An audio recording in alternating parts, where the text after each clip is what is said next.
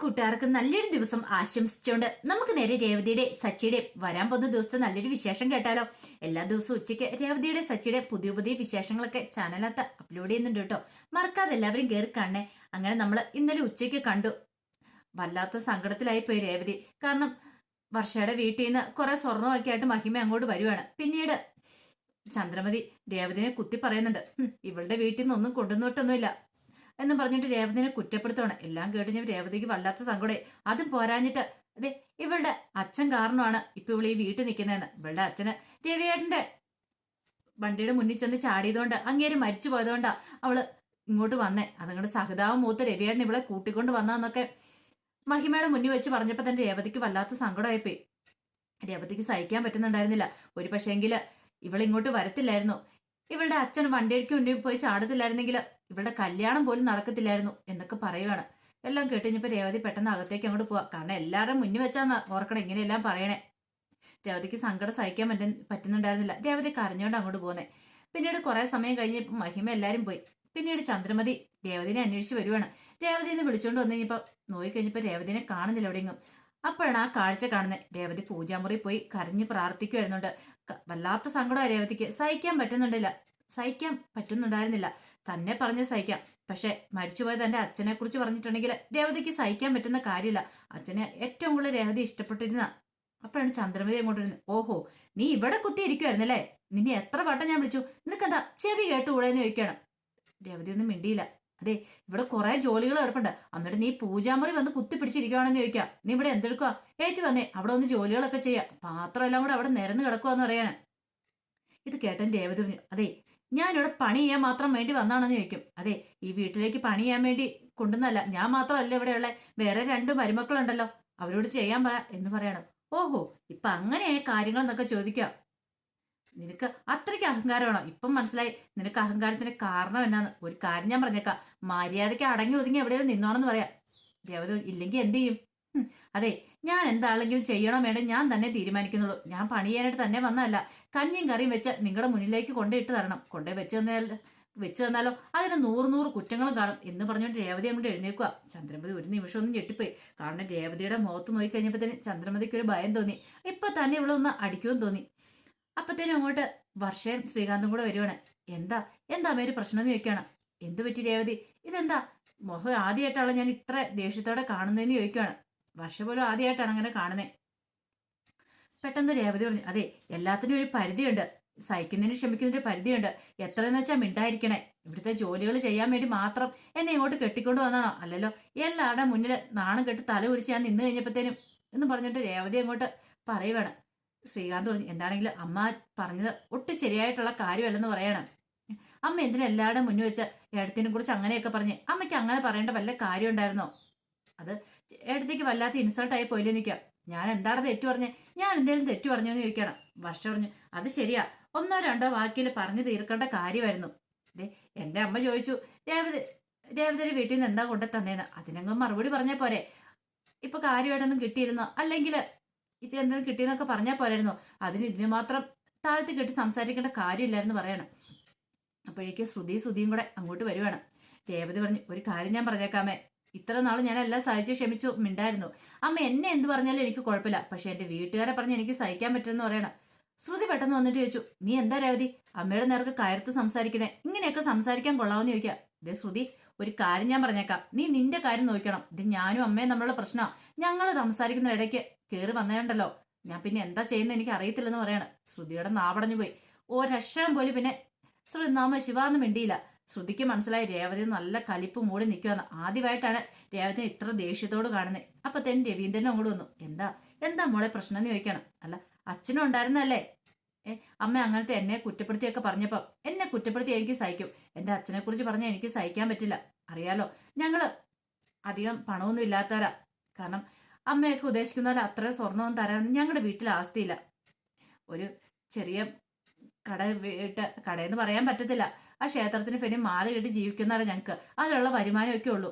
ഓരോ ദിവസം തള്ളി നീക്കുന്ന എങ്ങനെ ഞങ്ങൾക്ക് മാത്രം അറിയത്തുണ്ടായിരുന്നുള്ളൂ. അങ്ങനെയുള്ള സ്ഥിതിയിൽ നിന്ന് വന്നത് ഞാൻ. അപ്പൊ എനിക്കിതിന് മാത്രം സ്വർണം പണവും തരാനായിട്ടില്ല. പക്ഷെ അതിന്റെ പേരിൽ എല്ലാവരുടെ മുന്നിൽ നാണം കെടുത്താൻ ശ്രമിച്ചാണ്ടല്ലോ ഞാൻ വെറുതെ ഇരിക്കത്തില്ലെന്ന് പറയണം. ഞാൻ പറഞ്ഞിട്ടല്ലോ എന്നെ ഇങ്ങോട്ട് കൂട്ടിക്കൊണ്ട് വന്നേ. എല്ലാവരുടെ മുന്നിൽ വലിയ വീമ്പ് വർത്താനം പറഞ്ഞല്ലോ. അല്ല, അമ്മ പറഞ്ഞല്ലോ ഞാൻ ഒന്നുമില്ലാത്തോളാ, പൂമാല കെട്ടിക്കൊണ്ടിരുന്നാളാ എന്നൊക്കെ വലിയ വീമ്പാർത്താനം പറഞ്ഞു. എന്നിട്ടോ ബാക്കിയും കൂടെ അമ്മ പറയാത്ത എന്താ? ഇനി ആർക്ക് വേണ്ടി ഇവിടെ ആദ്യം ആലോചിച്ചേന്ന് അതമ്മ പറഞ്ഞോ? ഹും, സ്വന്തം മോന് വേണ്ടി, മൂത്ത മോന് വേണ്ടി ആലോചിച്ച് കഴിഞ്ഞപ്പം അവന് കല്യാണ മണ്ഡപത്തിൽ നിറഞ്ഞ് ഓടിയ കാര്യമൊക്കെ അതെന്താ അമ്മ പറയാത്തേന്ന് ചോദിക്കുക. ഇത് കേട്ട് ചന്ദ്രമതി പറഞ്ഞു, ഓഹോ, അപ്പൊ അതാണല്ലോ നിന്റെ പ്രശ്നം, അതല്ലമ്മേ പ്രശ്നം. അമ്മ ഒരിക്കലും ഇങ്ങനെ പറയാൻ പാടില്ലായിരുന്നു. എന്നെ പറഞ്ഞാൽ ഞാൻ സഹിക്കും, പക്ഷെ മരിച്ചുപോയ അച്ഛനെ കുറിച്ച് പറഞ്ഞിട്ടുണ്ടെങ്കിലോ അതെനിക്ക് സഹിക്കാൻ പറ്റില്ല. ഓ, ഇപ്പൊ ഇവളുടെ പറച്ചിൽ കേട്ടാ തോന്നും ഇവളുടെ അച്ഛൻ ഏതാണ്ട് കൂടുതൽ അങ്ങോട്ട് തന്നിട്ടുണ്ടെന്ന്. അല്ല, നിനക്ക് ഇതിൽ എന്തെങ്കിലും തരാൻ പറ്റുമോ നിന്റെ വീട്ടുകാർക്ക്? നിന്റെ അച്ഛൻ ജീവിച്ചിരുന്നാൽ പോലും തരാൻ പറ്റില്ലായിരുന്നു. അങ്ങേരെ കൂടുതലൊന്നും തരാൻ പോകുന്നില്ലെന്ന് പറയണം. ഇത് കേട്ട് കഴിഞ്ഞപ്പോ രേവതിക്ക് അങ്ങോട്ട് പ്രാന്തളി. രേവതി ഇനി ഒരക്ഷരം ദേ എന്റെ വീട്ടുകാരെ കുറിച്ച് പറഞ്ഞാൽ ഞാൻ സഹിക്കില്ല. എന്നെ കുറിച്ച് എന്ത് വെള്ളം പറഞ്ഞു, പക്ഷെ എന്റെ വീട്ടുകാരെ കുറിച്ച് പറയല്ല. കാണിച്ചു തരുമെന്ന് പറഞ്ഞിട്ട് രേവതി അകത്തേക്ക് അങ്ങോട്ട് കയറിപ്പോവാണ്. ചന്ദ്രമതിക്ക് ഒരു നിമിഷം മുഖത്ത് അടിയേറ്റോലേ പോയി. ഓ, അവളുടെ അഹങ്കാരം കണ്ടില്ലേ? അവൾ പറഞ്ഞിട്ട് പോയത് കണ്ടില്ലേ? എന്റെ മുഖത്ത് നോക്കി എന്റെ നേർക്ക് കൈ ചൂണ്ടി അവൾ സംസാരിച്ചു. അവൾക്ക് ഇതിന് മാത്രം അഹങ്കാരം ഇത് എവിടെ നിന്നാണ് കിട്ടിയത്? ധൈര്യം ഉണ്ടെങ്കിൽ ഇങ്ങോട്ട് ഇറങ്ങി വാടി, വന്നിട്ട് പറയടി നീ എന്താ അത്രയും പറഞ്ഞിട്ട് അങ്ങോട്ട് കയറിപ്പോയത് എന്നൊക്കെ പറഞ്ഞുകൊണ്ട് ചന്ദ്രമതി അങ്ങോട്ട് കിടന്ന് തുള്ളുവാണ്. രവീന്ദ്രൻ പറഞ്ഞു, ചന്ദ്രേ നീ ഒന്നും മിണ്ടായിരിക്കുന്നുണ്ടോ? നിന്റെ ഭാഗത്താ തെറ്റ്. നീ എന്ത് വർത്താനാ പറഞ്ഞത്? എല്ലാ മരുമക്കളും ഒരേപോലെ കാണാനായിട്ട് ശ്രമിക്കണം. കുറച്ച് സ്വത്തും പണം ഉണ്ടെന്ന് കരുതിയിട്ട് ഒരു കാര്യമില്ല. എല്ലാരും ഒരേപോലെ എപ്പോഴും ഇരിക്കത്തില്ലോ. അവളുടെ സ്വഭാവം നോക്കിയ പോരെ. ദേ ചന്ദ്ര, ഒരു കാര്യം ഞാൻ പറഞ്ഞേക്കാം, ഇനി ഇത് നിർത്താൻ നീ ഉദ്ദേശമില്ലെങ്കിൽ നീ അനുഭവിക്കുമെന്ന് പറയണം. ദേ രവിയേട്ടാ, ഞാൻ അതിന് മാത്രം ഒന്നും പറഞ്ഞില്ലോ. എന്താ പറഞ്ഞേ? അവളുടെ വീട്ടിൽ നിന്നൊന്നും കൊണ്ടുവന്നില്ല, ഇവിടെ നിന്ന് ഇട്ട് കെട്ടിയതാണ്. അവളുടെ ശരീരത്തിലുള്ള സ്വർണ്ണമൊക്കെ ഇവിടുന്ന് ഇട്ട് കെട്ടിയതാ, അതല്ലേ പറഞ്ഞുള്ളൂ. അതിന് മാത്രം വേറെ കാര്യങ്ങളൊന്നും പറഞ്ഞില്ലോ. അതിന് ഇത്ര മാത്രം അവള് കിടന്ന് തുള്ളേണ്ട കാര്യമുണ്ടെന്ന് പറയും. പെട്ടെന്ന് ശ്രീകാന്ത് പറഞ്ഞു, അതെ അമ്മ പറഞ്ഞ വാക്കുകൾ ശരിയല്ല. അങ്ങനെയായിരുന്നു അമ്മ പറയേണ്ടത്. ഇവിടുന്ന് സ്വർണ്ണം ഇട്ട് കിട്ടിയെങ്കിൽ ഇങ്ങനെയായിരുന്നു അമ്മ പറയേണ്ടതെന്ന് ചോദിക്കാം. വർഷ പറഞ്ഞു, അത് ശരിയാ. അതെ, അമ്മയുടെ ഭാഗത്തെ തെറ്റ്. അമ്മ ഒരിക്കലും അങ്ങനെ പറയാൻ പാടില്ലായിരുന്നു. കാരണം എല്ലാവരുടെയും മുന്നിൽ വെച്ച് അതെ രേവതിയെടുത്തിനെ തരം താഴ്ത്തി സംസാരിക്കാനും പാടില്ലായിരുന്നു പറയാം. ഓ, ഇപ്പൊ ഞാൻ തെറ്റുകാരിയല്ലേന്ന് ചോദിക്കുകയാണ്. രവീന്ദ്രൻ പറഞ്ഞു, എന്താ സംശയം? നീ തന്നെയാ തെറ്റുകാരി. നിനക്ക് ഒരിക്കലും പറയാൻ പാടില്ലാത്ത ഭാഷകളാണ് നീ ഉപയോഗിച്ചേ. പിന്നെ കുറ്റം വന്നു കഴിയുമ്പോഴത്തേനും മറ്റുള്ളവരുടെ തലയെ ചുമത്താൻ ശ്രമിക്കുന്ന നിന്റെ ഈ നടപടി ഉണ്ടല്ലോ, അതൊരിക്കലും ശരിയല്ല ചന്ദ്രമതി എന്ന് പറയണം. അപ്പത്തേനും അകത്തേക്ക് പോയ രേവതി അങ്ങോട്ട് തിരികെ വരുവാണ്. രേവതി അങ്ങോട്ട് പോയിട്ട് തിരികെ വന്നപ്പോൾ സാരിയൊക്കെ പൊതച്ചാണ്ട് അങ്ങോട്ട് വരുന്നേ. പിന്നീട് ചന്ദ്രമതി ഓ, ഇറങ്ങി വന്നോ ഇങ്ങോട്ട് തമ്പരാട്ടി. പെട്ടെന്ന് രേവതി എന്ത് ചെയ്യണം, കയ്യിലിരുന്ന ആ സ്വർണ്ണം എല്ലാം കൂടെ കൊണ്ടുപോയി ടേബിളിലേക്ക് വെക്കോടെ. താലിമാല സഹിതം അങ്ങോട്ട് കൊണ്ടേ അങ്ങോട്ട് വെച്ചു. അപ്പത്തേനും ചന്ദ്രമതി ഇതെന്താന്ന് ചോദിക്കുകയാണ്. രേവതി പറഞ്ഞു, എന്നെ ഇങ്ങോട്ട് കൂട്ടിക്കൊണ്ട് വന്ന സമയത്ത് കുറെ സ്വർണ്ണം ഇട്ട് കൊണ്ടുവന്നല്ലേ പറഞ്ഞ. ഇതേ നിങ്ങൾ തന്ന സ്വർണം മൊത്തം ഞാൻ ഇവിടെ വെച്ചിട്ടുണ്ട്. എനിക്ക് നിങ്ങളുടെ ഒരു സാധനം പോലും വേണ്ടെന്ന് പറയണേ. അപ്പോഴേക്കും അങ്ങോട്ട് സച്ചി വരുന്നേ. ഇതെന്താ രേവതി, നീ ഇതെന്താ എല്ലാം ഊരി വെച്ചേക്കണമെന്ന് ചോദിക്കണം. എന്ത് പറ്റിയെന്ന് ചോദിക്കണം. രേവതി പറഞ്ഞു, അല്ല നിങ്ങളെന്നെ കൂട്ടിക്കൊണ്ട് വരുന്ന സമയത്ത് ഇവർ കുറെ സ്വർണ്ണ കാര്യങ്ങളൊക്കെ ഇട്ടല്ലേ എന്നെ കൂടെ കൂട്ടിക്കൊണ്ട് വന്നേ. എനിക്ക് ഇനി അതിന്റെ ഒന്നും ആവശ്യമില്ലെന്ന് പറയണേ. എന്താ കാര്യം? എന്താ സച്ചിക്ക് കാര്യമൊന്നും മനസ്സിലായില്ല.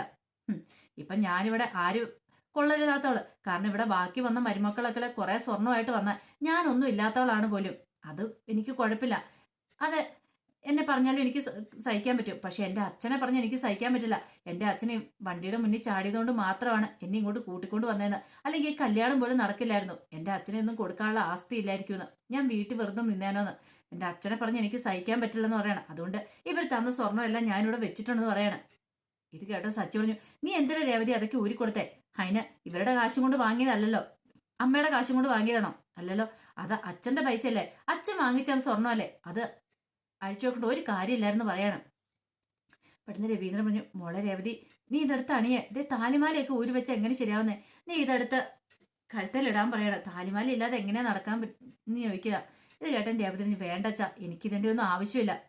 അല്ലേലും ഇതൊന്നും പ്രതീക്ഷിച്ചല്ല ഞാൻ ഈ വീട്ടിലേക്ക് വന്നേ. സ്വർണ്ണാഭരണം ഇടാന്നുള്ള മോഹങ്ങളൊന്നും എനിക്കില്ലായിരുന്നു, അറിയാലോ. അന്ന് അങ്ങനെയൊക്കെ സംഭവിച്ചു പോയി. അപ്രതീക്ഷിതമായിട്ട് നടന്ന കല്യാണമാണ്. അല്ലെങ്കിൽ ഒരു കാരണവശാലും ഞാൻ ഈ കുടുംബത്തിലേക്ക് വരത്തില്ലായിരുന്നു. ഒരു പക്ഷെങ്കിൽ എന്റെ തലവര ഇതായിരിക്കും, സച്ചേന്റെ ഭാര്യയായിട്ട് ഈ കുടുംബത്തിലേക്ക് വരണമെന്നായിരിക്കും. അതങ്ങനെ സംഭവിക്കുകയും ചെയ്തു. പക്ഷെ ഒരിക്കൽ പോലും ഞാൻ സ്വർണ്ണം ഇട്ടിട്ട് ഇങ്ങനെ ഇതിലൂടെ ആഘോഷമായിട്ട് നടക്കണമെന്നൊന്നും എന്റെ മനസ്സിൽ പോലും ചിന്തയില്ല. എല്ലാരെ പോലെ ഒരു പെൺകുട്ടി തന്നെയാണ് ഞാൻ. എനിക്കും കുറെ പ്രതീക്ഷകളും സ്വപ്നങ്ങളൊക്കെ ഉണ്ടായിരുന്നു. പക്ഷെ ഈ വീട്ടിലേക്ക് വന്ന് കയറിയതോട് കൂടിയിട്ട് അതെല്ലാം തീർന്നെന്ന് പറയണം. ഇത് കേട്ടപ്പോ ചന്ദ്രമതി പറഞ്ഞു, അതിനിപ്പോ പറയാൻ മാത്രം ഇത് എന്തിരിക്കുന്നു? പെട്ടെന്ന് സച്ചി ചോദിച്ചു, അമ്മ എന്താ രേവതിയോട് പറഞ്ഞെന്ന് ചോദിക്കുക. ഞാനൊന്നും പറഞ്ഞൊന്നുമില്ല. അത് ഇന്ന് വർഷയുടെ വീട്ടിൽ നിന്ന് വന്നപ്പോൾ വർഷയുടെ അമ്മ ഒരു സ്വർണം കൊണ്ടുവന്ന് കൊടുത്തു. അപ്പോൾ രേവതിയുടെ വീട്ടിൽ നിന്ന് വന്നപ്പോൾ എന്താ കൊടുത്തതെന്ന് ചോദിച്ചപ്പോൾ ഞാൻ ഇത്രയെന്ന് പറഞ്ഞു. അത് മാത്രമേ ഉള്ളൂ, അല്ലാതെ വേറൊന്നും പറഞ്ഞില്ല എന്ന് പറയാണ്. അമ്മയല്ലേ പറഞ്ഞ ആള്, അമ്മ എങ്ങനെയാ പറഞ്ഞെന്നുള്ള കാര്യം എനിക്ക് നന്നായിട്ട് അറിയാമെന്ന് പറയണം. ഇത് കേട്ടപ്പോൾ ചന്ദ്രമതി പിന്നെ എന്ന് വെച്ചിട്ടുണ്ടെങ്കിൽ ഇവളുടെ വീട്ടിൽ നിന്ന് കുറെ അങ്ങോട്ട് കൊണ്ടേ തന്നേക്കുമല്ലേ എന്നങ്ങോട്ട് പറയണം. സച്ചി പറഞ്ഞു വേണ്ടമ്മേ, വെറുതെ അവളുടെ വീട്ടുകാരെ പറയേണ്ട കാര്യമില്ല, അമ്മയ്ക്ക് അതിനുള്ള അവകാശമില്ല. അവളെ വേണേ പറയാം, പക്ഷെ അവളുടെ വീട്ടുകാരെ പറയേണ്ട കാര്യമില്ലെന്ന് പറയണം. രവീന്ദ്രൻ പറഞ്ഞു മോളെ നീ ഇതെടുത്തിട്, ഈ മാലയൊക്കെ എടുത്തിടാൻ പറയണം. വേണ്ടച്ചാന്ന് പറയണം. താലിമാല പോലും ഇല്ല, നീ എന്താ ഇങ്ങനെ? ആ ശരിയാവുന്ന കാര്യമാണെന്ന് ചോദിക്കണം. അല്ലച്ചാ എനിക്ക് വേണ്ട, ഇങ്ങ് നോക്കുന്നു പറഞ്ഞോണ്ട് ആ സാരി അങ്ങ് മാറ്റി കാണിക്കുകയാണ്. കാരണം മഞ്ഞച്ചരടയിൽ ആ താലി ഇട്ടിരിക്കുന്നു, എനിക്കിത് മാത്രം മതി. ഇനി എന്റെ ഭർത്താവ് എന്ന് അധ്വാനിച്ച് എനിക്കൊരു താലിമാല മേടിച്ചിരുന്നോ അന്ന് മാത്രമേ ഞാൻ ഇനിയിപ്പോൾ താലിമാല അണിയുന്നുള്ളൂ, അതുവരെ ഞാൻ ഇങ്ങനെ നടന്നോളാം എന്ന് പറയാണ്. ഇതെവിടെ ചന്ദ്രമതി ഓഹോ നിനക്ക് അത്രയ്ക്ക് അഹങ്കാരമല്ല, നിങ്ങൾ തന്നെന്ന് പറഞ്ഞ സാധനം നിങ്ങൾ തന്നെ എടുത്തോ. ഇനിയിപ്പോൾ ഇതിന്റെ പേര് പറഞ്ഞുകൊണ്ട് ആൾക്കാർ വന്നു കഴിയുമ്പോൾ എന്നെ അധിക്ഷേപിക്കാണ്ട് വരത്തില്ലല്ലോ. ഈ സ്വർണത്തിന്റെ പേരിൽ നിങ്ങൾക്ക് വലുത് സ്വർണ്ണമല്ലേ, നിങ്ങൾ അങ്ങോട്ട് എടുത്തോ. പക്ഷെ ഒരു കാര്യമുണ്ട്, തന്ന സാധനങ്ങളെല്ലാം ഞാൻ തിരിച്ചു തന്നിട്ടുണ്ട്. ഇനി മേലാല് ആരെങ്കിലും ഇവിടെ വരുമ്പോഴോ അല്ലെങ്കിൽ എന്റെ കേൾക്കുകയോ എന്റെ വീട്ടുകാരെ കുറിച്ച് പറഞ്ഞിട്ടുണ്ടെങ്കിൽ അന്ന് എന്റെ തനി സ്വരൂപം നിങ്ങൾ അറിയും. ഈ രേവതിയെ കുറിച്ച് നിങ്ങൾക്ക് ശരിക്കും അറിയത്തില്ല എന്ന് പറഞ്ഞിട്ട് വെട്ടിത്തിരിഞ്ഞ് അങ്ങോട്ട് പോവാണ്. രേവതിയുടെ ആ ഒരു പുതിയ മുഖം കണ്ടിട്ട് എല്ലാവരും ഒരു നിമിഷം ഞെട്ടിപ്പോയി. ഒരിക്കലും ആരും പ്രതീക്ഷിച്ച കാര്യമില്ല. പിന്നീട് രേവതി വന്നിട്ട് ഒരു കാര്യം കൂടെ പറഞ്ഞു. അതെ എന്റെ കാതയിലും ഈ കയ്യിലും കിടക്കുന്ന അതെ സച്ചിയാണ്ട് അച്ചമ്മ തന്നാണ്, അത് നിനക്ക് മേടിക്കേണ്ട അവകാശമില്ല, അതുകൊണ്ട് അത് മാത്രം ഞാൻ ഒരു തരുന്നില്ലെന്നും പറഞ്ഞിട്ട് അങ്ങോട്ട് പോവാണ്. ഒരു നിമിഷം ഇങ്ങനെ നിന്നിട്ട് രവീന്ദ്രൻ പറഞ്ഞു ഇപ്പൊ സമാധാനമായല്ലോ ചന്ദ്രമേ, നിനക്ക് കണ്ടില്ലേ കടിക്കാത്ത പട്ടിയുടെ വായ കോലിട്ട് കള്ളി കടി മേടിച്ച അവസ്ഥയായി പോയില്ലേ. അതെ അവള് മര്യാദയ്ക്ക് അടങ്ങി ഒതുങ്ങി ഇവിടെ നിന്നല്ലായിരുന്നോ, വെറുതെ അവളുടെ വായ ചൊറിഞ്ഞ് മേടിച്ചല്ലേ നീ ഇതൊക്കെ. ഇത് നീക്ക് ഈ പാപമൊക്കെ നീ എവിടെ കൊണ്ട് തീർക്കും ചന്ദ്രേ നീയാ. അതെ അവളുടെ കണ്ണീന്ന് ഒരുന്നിട്ട് കണ്ണീര് വീണിട്ടുണ്ടോ, നീ ഒരിക്കലും നിനക്ക് ഒരു നല്ല ജീവിതം ഉണ്ടാകത്തില്ലെന്ന് പറയാണ്. അവളൊന്ന് അറിഞ്ഞ് ശപിച്ചാണ്ടല്ലോ, കാരണം അത്രയ്ക്ക് നല്ല സ്വഭാവമുള്ള പെൺകുട്ടി അവള് സഹിക്കുന്നതിന് ക്ഷമിക്കുന്നതിന് ഒരു പരിധിയുണ്ട്. പക്ഷെ ഇപ്പൊ നീ കാണിച്ചു കൂട്ടിയ പ്രവൃത്തികളുണ്ടല്ലോ ദൈവത്തിന് പോലും നിരക്കാത്ത എന്ന് പറയാണ്. സച്ചി പറഞ്ഞു അവളുടെ അച്ഛനെ കാണുന്ന ദൈവ തുല്യനായിട്ടാ. അങ്ങനെയുള്ള ഒരാളെ കുറിച്ച് പറഞ്ഞിട്ടുണ്ടെങ്കിൽ അവൾക്ക് ഒരിക്കലും സഹിക്കാനും പൊറുക്കാനും പറ്റത്തില്ല. പക്ഷെ ഒരു കാര്യമുണ്ട്, നിങ്ങൾ എന്താന്ന് വെച്ചാൽ എടുത്തോ. ഇനി അവള് കഴുത്തേലും കാതേലും അണിയുന്നുണ്ടെങ്കിൽ ഞാൻ വാങ്ങിച്ച സാധനങ്ങൾ മാത്രം അവൾ അണിയുന്നുള്ളൂ എന്ന് പറയാണ്. എന്നും പറഞ്ഞ് സച്ചിയും കൂടെ മുറിയിലേക്ക് പോണ. ചന്ദ്രമതിക്ക് എന്ത് ചെയ്യണമെന്ന് നടത്തില്ല. വർഷ വന്നിട്ട് പറഞ്ഞു എന്നാലും ഇത്രയ്ക്ക് വേണ്ടായിരുന്നു അമ്മയെന്ന് പറയാണ്. ഇത് കുറച്ച് കടന്ന് കൈ ആയിപ്പോയി. പാവൻ രേവതി അവൾക്ക് നല്ല വിഷമായെന്ന് പറയാണ്. എല്ലാവരും കൂടെ ചന്ദ്രമതിനും വട്ടം നിന്ന് കുത്തിപ്പറിക്കുകയാണ്. ശ്രുതി മാത്രം ഒന്നും മിണ്ടിയില്ല. അവർക്കറിയാം, ശ്രുതിക്കറിയാം അമ്മയോട് ഒട്ടി നിന്നിട്ടേ കാര്യമുള്ളൂ, അല്ലെ തന്റെ കള്ളത്തരങ്ങളൊക്കെ പിടിക്കപ്പെടുമെന്ന്. പക്ഷെ വർഷനെ സംബന്ധിച്ച് അങ്ങനെയല്ല. തെറ്റെന്ന് തോന്നുന്ന കാര്യം ആരുടെ മുഖത്ത് നോക്കിയാലും അവള് ചൂണ്ടിക്കാണിക്കുക തന്നെ ചെയ്യും. അപ്പോൾ വർഷയും കൂടെ അങ്ങനെ പറഞ്ഞു കഴിഞ്ഞപ്പം ചന്ദ്രമതിക്ക് ആ പാടെ ഒരു വല്ലാത്തൊരു വിഷമായിപ്പോയി. പിന്നീട് മുറിയിലേക്ക് എന്ന് രേവതി ഇങ്ങനെ നിൽക്കുകയാണ്. ആ സമയത്ത് സച്ചി അങ്ങോട്ട് വന്നിട്ട് പറഞ്ഞു സൂപ്പർ ആയിട്ടുണ്ട്, കൊള്ളാം, നീ പൊളിച്ചെന്ന് പറയാണ്. എന്നാലും നിന്റെ ഇങ്ങനത്തെ ഒരു മുഖം ഞാൻ ആദ്യമായിട്ടാണ് കാണുന്നതെന്ന് പറയാണ്. ഇത്രയൊക്കെ അമ്മയോട് പറയേണ്ടതായിരുന്നു, നീ ആളും പിടിക്കാന്ന് പറയാണ്. ഇത് കേട്ടതിന് രേവതി പറഞ്ഞു ഇത്രയൊക്കെ ഞാൻ പറയണ്ടേ, എത്ര വെച്ചാ ഞാൻ സഹിച്ചു ക്ഷമിച്ച് മുന്നോട്ട് പോകുന്നത്. ഇതിൽ കൂടുതൽ ഞാൻ എങ്ങനെയാ ഒരു പെണ്ണെന്നില്ലേ സഹിക്കണമെന്ന് ചോദിക്കാം. അത്ര മാത്രം എല്ലാവരുടെയും മുന്നിൽ വെച്ച് അവരെന്നെ അപമാനിച്ചതെന്ന് പറയാണ്. സാരമില്ല, നീ ഒരു കാര്യം ചെയ്യേ, നിനക്ക് വേണ്ടത് എന്താണെന്ന് വെച്ചാൽ നീ ഒരു ലിസ്റ്റ് അങ്ങ് എഴുത്. നിനക്ക് എന്തൊക്കെ വേണം സ്വർണ്ണാഭരണങ്ങൾ ഇന്ന് ഊരിക്കൊടുത്ത എന്തൊക്കെയാണ് ഊരിക്കൊടുത്ത അതെല്ലാം ഒരു പേപ്പറിലങ്ങ് എഴുതാൻ പറയാണ് എന്ന് പറഞ്ഞൊരു ബുക്കും പേനും കൂടെ എടുത്തു കൊടുത്തു. രേവതി എഴുതാൻ മടിച്ചിരുന്നു. പിന്നെ രേവതി എഴുതുവാണ്. സച്ചി പറഞ്ഞു അല്ല നീ എഴുതിക്കോ, പക്ഷെ ഇപ്പോഴൊന്നും വാങ്ങിക്കാനായിട്ട് പൈസയില്ല, പക്ഷേങ്കിൽ പൈസ ഉണ്ടാകുന്ന സമയത്ത് കുറേശ്ശായിട്ട് വാങ്ങിക്കാന്ന് പറയാണ്. ഇത് കേട്ടൻ രേവതി സച്ചിയുടെ മുഖത്തേക്ക് നോക്കി. സച്ചി പറഞ്ഞു പേടിക്കണ്ട, അത് 2-3 നല്ല ഓട്ടം കിട്ടിയിട്ടുണ്ടെങ്കിൽ വാങ്ങിക്കാവുന്നേ ഉള്ളൂ. ഇനിയിപ്പം ഞാൻ ഉണ്ടാക്കുന്ന മാത്രം നീ അണിഞ്ഞാൽ മതി, വേറെ ആരും തന്നെ ഒന്നും നീ അണിയേണ്ട കാര്യമില്ലെന്ന് പറയണം. പിന്നെ ഒരു കാര്യമുണ്ട്, ഇങ്ങനെയുള്ള ശബ്ദമൊക്കെ ചെയ്യുന്നതിന് മുമ്പ് നീ എന്നോടൊന്ന് ചോദിക്കണം എന്ന് പറയാം. അതെന്താ? അല്ല ഞാനും കൂടെ അറിയണ്ടേ, എൻ്റെ കൂടെ ഷെയർ അല്ലേ ഇതൊക്കെ, അപ്പം ഞാനും കൂടെ അറിയണ്ടേന്ന് ചോദിക്കുകയാണ്. എന്നിട്ട് പറഞ്ഞു നീ ധൈര്യമായിട്ടിരിക്കുക, നിനക്ക് എന്തൊക്കെ വേണോ അതൊക്കെ നീ എഴുതി വെച്ചോ. പെട്ടെന്നൊന്നും എനിക്ക് വാങ്ങിച്ചു തരാൻ പറ്റില്ല, അറിയാലോ എൻ്റെ സ്ഥിതി അറിയാലോ. ഇപ്പം തന്നെ ആണെങ്കിലും കാറ് വാങ്ങിച്ചിരിക്കുന്ന തന്നെ അച്ഛൻ ലോൺ എടുത്ത് വാങ്ങിച്ചു തന്നിരിക്കുന്ന ആധാരം കൊണ്ടേ പണയം വെച്ച്, അപ്പോൾ പെട്ടെന്നൊന്നും വാങ്ങാൻ പറ്റില്ല. എന്നാലും എന്നെ കൊണ്ട് പറ്റുന്ന രീതിയിൽ താലിമാലയെ ഒക്കെ ഞാൻ കുറേശ്ശായിട്ട് വാങ്ങിച്ചു തരാമെന്ന് പറയാം. ഇത് കേട്ടൻ രേവതി പറഞ്ഞു അതില്ലേലും കുഴപ്പമില്ല, എനിക്ക് വേണ്ട മനസ്സമാധാനമാണ് വേണ്ടത്, അറിയാലോ എനിക്കിവിടെ സ്വസ്ഥതയുടെ സമാധാനത്തോടും കൂടി ജീവിക്കണം, അത്ര മാത്രമേ ഉള്ളൂ. അതിനുശേഷം എൻ്റെ ജീവിതത്തിൽ മറ്റെന്തൊരു സ്ഥാനമുള്ളൂ. ഞാൻ പറഞ്ഞല്ലോ സച്ചേട്ടാ, ഞാൻ വേറെന്ത് സഹിക്കും, പക്ഷെ എൻ്റെ അച്ഛനെ പറഞ്ഞാൽ മാത്രം എനിക്ക് സഹിക്കാൻ പറ്റില്ല, എനിക്ക് അത്രമാത്രം ബുദ്ധിമുട്ടുണ്ട് എന്ന് പറയാണ്. ഈ സമയം സച്ചി പറഞ്ഞു നീ ഇതുപോലെ നേരത്തെ തന്നെ പറയുമായിരുന്നെങ്കിൽ ഇപ്പൊ ഇങ്ങനത്തെ പ്രശ്നങ്ങളൊന്നും ഉണ്ടാകത്തില്ലായിരുന്നു. നീ ഇച്ചിരി പണം കുറവുള്ള വീട്ടിലല്ലേ ദരിദ്രവാസ കുടുംബത്തിൽ നിന്ന് വന്നാന്നൊക്കെ ഒരു ചിന്ത അമ്മയുടെ മനസ്സിലുണ്ട്. അതുകൊണ്ടല്ലേ നീ അമ്മ ഓരോന്ന് ആദ്യം പറഞ്ഞപ്പോ തൊട്ട് അമ്മേനെ അവിടെ അടിച്ചെടുത്ത് വരുന്നെങ്കിൽ ഇന്ന് നിനക്ക് ഇങ്ങനെ അമ്മയുടെ മുന്നിൽ ചൂട് നിൽക്കേണ്ട കാര്യം വരത്തില്ലായിരുന്നു. പറയേണ്ട കാര്യം അപ്പം തന്നെ മുഖത്ത് നോക്കി പറയണമെന്ന് പറയണം. പിന്നീട് കാണിക്കുന്ന ചന്ദ്രമതി ആകെപ്പാടെ തകർന്ന തരിപ്പണമായിട്ട് നേരെ ബാമയുടെ അടുത്തേക്ക് ചെല്ലുവാണ്. അങ്ങനെ ചെന്നിയും ബാമ ചോദിച്ചു, എന്ത് പറ്റി എന്തേ നിന്റെ മുഖം എന്താ വല്ലായിരിക്കണമെന്ന് ചോദിക്കും. നീ ഒരു കാര്യം ചെയ്യാം, എനിക്ക് ഒരു ഗ്ലാസ് ചായ എടുത്തോണ്ട് ഞാൻ പറയണം. പിന്നെ ബാമ ചായ എടുക്കാൻ പോയി. എന്ത് പറ്റി, ചായ ഒന്നും കുടിച്ചില്ലേന്ന് ചോദിക്കും. എന്ത് ചെയ്യാനാ, ചായ ഒന്നും കുടിച്ചില്ല, വീട്ടിലാകെപ്പാടെ പ്രശ്നമാണെന്ന് പറയണേ. എന്ത് പറ്റി പ്രശ്നം? ഓ ആ രേവതി കാരണം ഒരു മനസമാധാനം ഇല്ലെന്ന് പറയാണ്. രേവതി കാരണം ഒരു മനസമാധാനം ഇല്ല, അതെന്ത് പറ്റി? അവൾ ആകെപ്പാടെ പ്രശ്നം ഉണ്ടാക്കിയേക്കുക. ശ്രുതിയുടെ വീട്ടിൽ നിന്ന് വന്നപ്പോൾ കുറച്ച് സ്വർണം കൊണ്ടുവന്നു. ശ്രുതിയുടെ അല്ല, വർഷയുടെ വീട്ടിൽ നിന്ന് വന്നപ്പം. പിന്നീട് മഹിമ ചോദിച്ചു, ശ്രുതിയുടെ വീട്ടിൽ നിന്ന് വന്നപ്പോൾ തന്നെ എന്താ, രേവതിയുടെ വീട്ടിൽ നിന്ന് വന്നപ്പോൾ എന്തൊക്കെയാ തന്നേന്ന്. ഞാൻ പറഞ്ഞു, രേവതിയുടെ വീട്ടിൽ നിന്ന് വന്നപ്പോൾ തന്നൊന്നുമില്ല, ഞങ്ങൾ അങ്ങോട്ട് ഇട്ട് കെട്ടുക ചെയ്തേന്ന്. അതൊക്കെ അവൾക്ക് അങ്ങോട്ട് ഇഷ്ടപ്പെട്ടില്ല. അതിന്റെ പേരിൽ അവള് ഇട്ടത് സ്വർണ്ണമൊക്കെ ഊരി വെച്ചെന്ന് പറയണം. ഇത് കേട്ടതും ബാമ പറഞ്ഞു, ഒന്നുമില്ലാതെ രേവതി അങ്ങനെ ചെയ്യത്തില്ല, രേവതിനെ എനിക്കറിയാം, പക്ഷെ നിന്നെ എനിക്കറിയാം, നീ അങ്ങനെയൊന്നും ആയിരിക്കില്ല പറഞ്ഞ വാക്കുകളൊക്കെ വേറെ ആയിരിക്കും. എന്റെ ചന്ദ്രേ, നിന്നെ ആദ്യമായിട്ടല്ലോ ഞാൻ കാണുന്നേ, എന്താണ് നീ ചെയ്ത മോശമായി പോയെന്ന് പറയാം. എന്ത് മോശം? ഞാനൊരു മോശം ചെയ്തിട്ടില്ലെന്ന് പറയാം. ദേ, നീ ഇനി ന്യായീകരിക്കാൻ ശ്രമിക്കണ്ട. ദേ, അവളായതുകൊണ്ട് വേറൊന്നും പറഞ്ഞില്ല. വേറെ ഏത് പെണ്ണാണെങ്കിലും ഉണ്ടല്ലോ, ആ സെക്കൻഡ് വീട്ടിൽ നിന്ന് ഇറങ്ങും. സഹിക്കുന്നതിന് ഒരു പരിധിയില്ലെന്ന് ചോദിക്കുക. പക്ഷെ ഒരു കാര്യമുണ്ട്, ദേ ഇങ്ങനെയൊക്കെ സംഭവിച്ചിട്ടുണ്ടല്ലോ, നാളെ മിക്കവാറും ദേ വർഷ ചിലപ്പോൾ ശ്രീകാന്തിനെ വിളിച്ച് അവിടെ നിന്ന് ഇറങ്ങുമെന്ന് പറയണം. എന്ത്?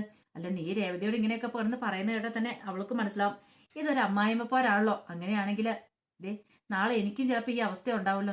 അങ്ങനെയൊന്നും ഉണ്ടാവില്ല, അവള് നല്ല പണക്കാരി പെണ്ണല്ലേന്ന് ചോദിക്കും. അതൊക്കെ ശരി തന്നെ, പക്ഷെ ഒരു കാര്യമുണ്ട്, നീ ചിലപ്പോൾ ഇങ്ങനെ പറയുന്നൊക്കെ അവൾക്ക് ചിലപ്പോൾ ഇഷ്ടപ്പെട്ടെന്ന് വരത്തില്ല. അവൾ ചിലപ്പോൾ നിന്നെ പല കുറവുകളും കാണും. അങ്ങനെ വന്നിട്ടുണ്ടെങ്കിൽ ശ്രീകാന്തിന്റെ കൈയും പിടിച്ച് അവൾ അങ്ങ് അവളുടെ വീട്ടിലേക്ക് പോകുന്നു പറയാ. ഇത് കേട്ടൻ തകർന്ന തരിപ്പണമായിട്ട് ചന്ദ്രമൻ നിൽക്കുകയാണ്. അപ്പൊ അതിന്റെ വിശേഷങ്ങളൊക്കെയാണ് കാണുന്നത്. ഇതിന്റെ ബാക്കി വിശേഷങ്ങളായിട്ട് നാളെ ഉച്ചയ്ക്ക് വരാട്ടോ. പിന്നെ എന്തൊക്കെ സംഭവിച്ചെന്ന് അറിയണ്ടേ, രേവതിയുടെ അടുത്ത നീക്കങ്ങൾ എന്താണെന്ന് അറിയണ്ടേ. അപ്പൊ അതിനായിട്ട് നമുക്ക് എല്ലാവർക്കും കാത്തിരിക്കാട്ടോ.